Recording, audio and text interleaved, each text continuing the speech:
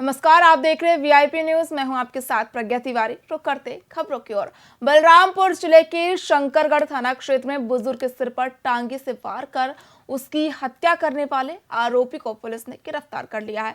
हत्या में सहयोग करने वाले एक अन्य सहयोगी युवक को भी पुलिस ने इस मामले में जेल भेज दिया है। दरअसल भंडार टोली में जितेंद्र कुजूर अपने एक दोस्त नीलू टोप्पो के साथ उसका पिकअप वाहन किराए में लेकर अपनी प्रेमिका से मिलने पहुंचा। इस दौरान मलुआ नेगिसिया ने जब इसका विरोध किया तो गुस्से में आकर जितेंद्र कुजूर ने पास में रखे टांगे से उसके सिर पर वार कर दिया, जिसमें बुजुर्ग बुरी तरह से घायल हो गया। वहीं उपचार के दौरान बुजुर्ग की जिला अस्पताल में मौत हो गई।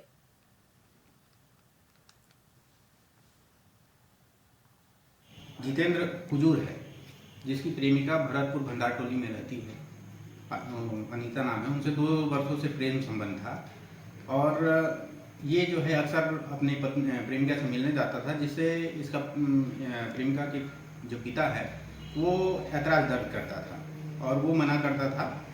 और दिनांक घटना को भी ये अपनी प्रेमिका से मिलने गया था और ऐतराज कर रहा था क्यों आए हो करके। इसी बीच में ये गुस्से में आकर टांगी से रखे उसके सिर में एक बार वार कर दिया था। जितेंद्र कुजूर है, जिसकी रायपुर रेंज के पुलिस महानिरीक्षक अमरीश मिश्रा और वरिष्ठ पुलिस अधीक्षक संतोष कुमार ने आईपीएल क्रिकेट मैच 2024 के सीजन में सट्टेबाजी पर कड़ी कार्रवाई करने के निर्देश दिए हैं। उन्होंने रायपुर पुलिस के सभी राजपत्रित अधिकारियों, थाना प्रभारियों और एंटी क्राइम और साइबर यूनिट के प्रभारी को सट्टा खेलने या खिलाने वालों के खिलाफ सख्त कदम उठाने को कहा है। इन निर्देशों के तहत पुलिस विभाग ने आईपीएल मैच के दौरान क्रिकेट सट्टेबाजी के कारोबार में संलिप्त लोगों की पहचान कर उन्हें पकड़ने की योजना बनाई है। इसके अलावा सट्टा के कारोबार पर प्रभावी नियंत्रण लगाने के लिए सभी थाना क्षेत्रों में विशेष निगरानी रखने की योजना भी बनाई गई है।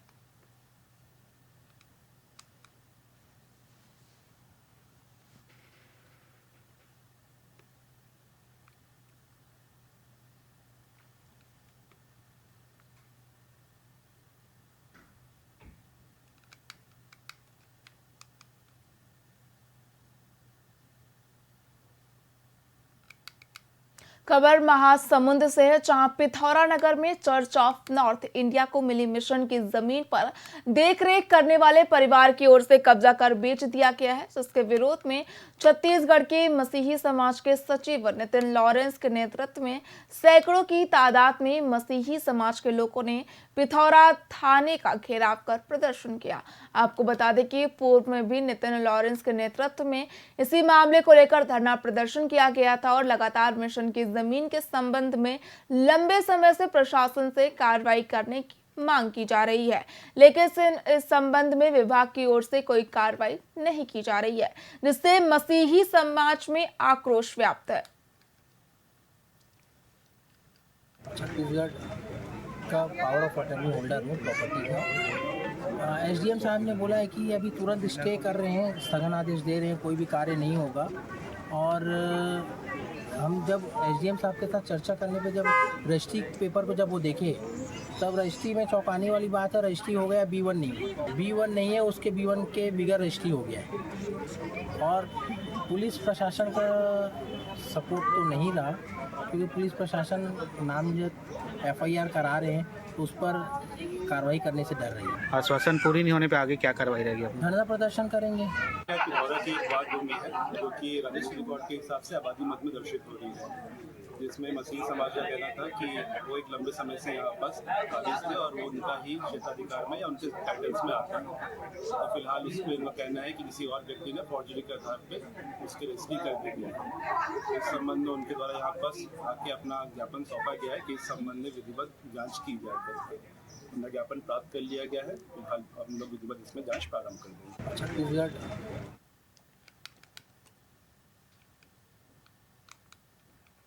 दक्षिण विधानसभा उपचुनाव को लेकर राजनीतिक गर्मियां तेज हो गई हैं। भाजपा और कांग्रेस के बीच बयानबाजी भी जोर पकड़ चुकी है। वहीं इसे लेकर कांग्रेस प्रदेश अध्यक्ष दीपक बैज ने पुराने कांग्रेस भवन में एक पत्रकार वार्ता को संबोधित करते हुए भाजपा पर तीखा हमला बोला। उन्होंने कहा कि भाजपा घर घर जाकर युवाओं को ताश के पट्टे बांट रही है। बता दें कि भाजपा की मौजूदा सरकार युवाओं को सत्ता और हिंसा की ओर धकेल रही है। इसके साथ ही उन्होंने ये भी कहा कि राज्य सरकार का उद्देश्य अभी युवाओं को भटकाने और उन्हें उकसाने का है, जो समाज के लिए चिंताजनक है। बैज ने भिलाई में हुए एनकाउंटर को भी लेकर भाजपा पर निशाना साधा और कहा कि जिस प्रकार से वैशाली नगर विधायक की ओर से एक युवक के साथ कथित झगड़े को लेकर हरकत की गई, क्या उस पर पुलिस कार्रवाई की जाएगी। दक्षिण विधानसभा उपचुनाव को लेकर लगातार बयानबाजियों का दौर जारी है। वहीं कांग्रेस अध्यक्ष दीपक बैज ने प्रेस वार्ता कर भाजपा पर निशाना साधा। आपको बता दें कि रायपुर में दक्षिण विधानसभा उपचुनाव को लेकर लगातार बयानबाजियों का दौर जारी है। दोनों ही पार्टियां लगातार एक दूसरे पर निशाना साध रही हैं। वहीं दीपक बैज ने प्रेस वार्ता का आयोजन कर भाजपा पर निशाना साधा।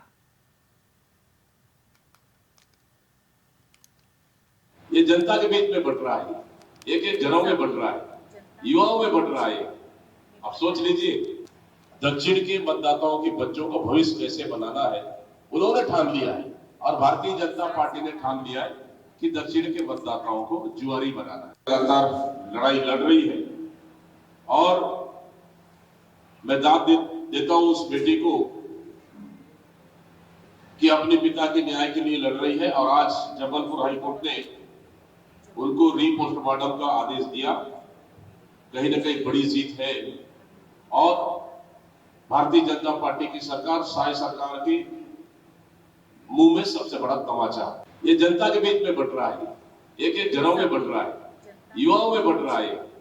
आप सोच लीजिए, दक्षिण के मतदाताओं के बच्चों को भविष्य कैसे बनाना है उन्होंने ठान लिया। छत्तीसगढ़ में लगातार कानून व्यवस्था को लेकर जहां सरकार अपना पक्ष रख रही है, तो वहीं विपक्ष भी लगातार मौजूदा सरकार के ऊपर काफी हमलावर नजर आ रहा है। वहीं दक्षिण विधानसभा चुनाव को लेकर श्याम बिहारी जायसवाल का कहना है कि 40 साल से वो भाजपा के लिए काम कर रहे हैं। आने वाले चुनाव में दक्षिण विधानसभा फिर एक बार भाजपा की झोली में आ रही है। साथ ही हाल ही में हुए एनकाउंटर के लिए उन्होंने कहा कि मीडिया से मिली जानकारी के मुताबिक आपराधिक प्रवृत्ति वालों पर सख्त कार्रवाई की जा रही है। एनकाउंटर करना कोई सही प्रक्रिया नहीं है, लेकिन यदि कोई आपराधिक प्रवृत्ति वाला कानून के साथ खिलवाड़ करेंगे तो उनके साथ सख्ती से कार्रवाई की जाएगी।